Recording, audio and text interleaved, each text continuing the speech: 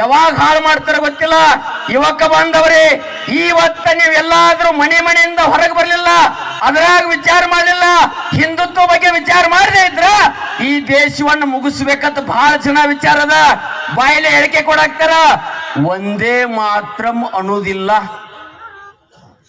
ಚರ್ಚೆ ನೋಡಿ, ಒಂದೇ ಮಾತ್ರ ಅನ್ನೋದಿಲ್ಲ.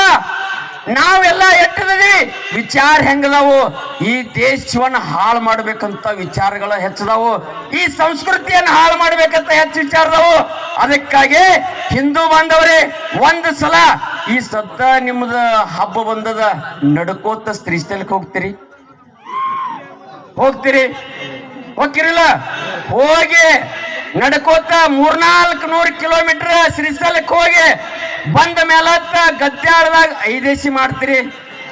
ಏನ್ ಹಾಡ ಹಾಡ್ತೀರಿಪ್ಪ?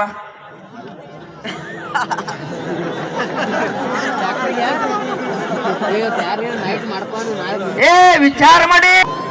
ಅರೇ ಅವರ ಅನ್ನಂಗಿಲ್ಲ. ಒಂದರ ದಿವಸ ಶಿವಾಜಿ ಅಂದಾರ, ಒಂದರ ದಿವಸ ಸಂಗೊಳ್ಳಿ ರಾಯನ್ ಅಂದಾರ, ಒಂದರ ದಿವಸ ಈ ದೇಶದ ಭಾರತ ಮಾತೆ ಅಂದಾರ. ಅವ್ರ ಅನ್ನೋದಿಲ್ಲ ಅಂದ ಮೇಲೆ ನೀವ್ಯಾಕತ್ತೀರಿ? ಅವ್ರ ಅನ್ನೋದಿಲ್ಲ ಅಂದ್ರೆ ನೀವ್ಯಾಕತ್ತೀರಿ? ಒಂದು ಸಲ ವಿಚಾರ ಮಾಡಿ.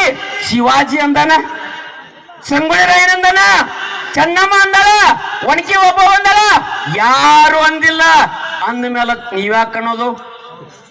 ಅದಕ್ಕಾಗಿ ಅವರ ಬದಲಾಗ್ಯಾರಂದ್ರ ನಾವು ಬದಲಾಗಬೇಕಾಗ್ಯದ. ಅದಕ್ಕಾಗಿ ಆತ್ಮೀಯರೇ, ಒಂದು ಸಲ ನೀವು ಬದಲಾಗಲಿಲ್ಲ ಅಂದ್ರ ಈ ದೇಶವನ್ನ ಹಾಳಾದ್ರ ನಿಮಗೆ ಎಲ್ಲಿಯೂ ಜಾಗ ಇಲ್ಲ.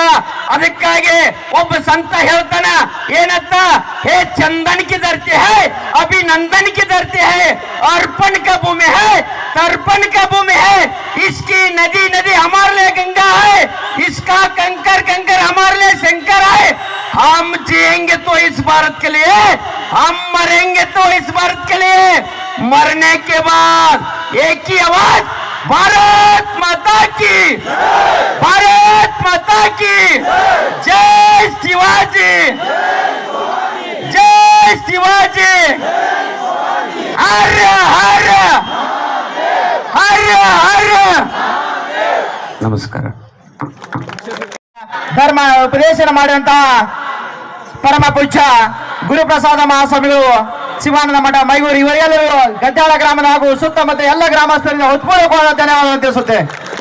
ಇನ್ನು ಮುಂದೆ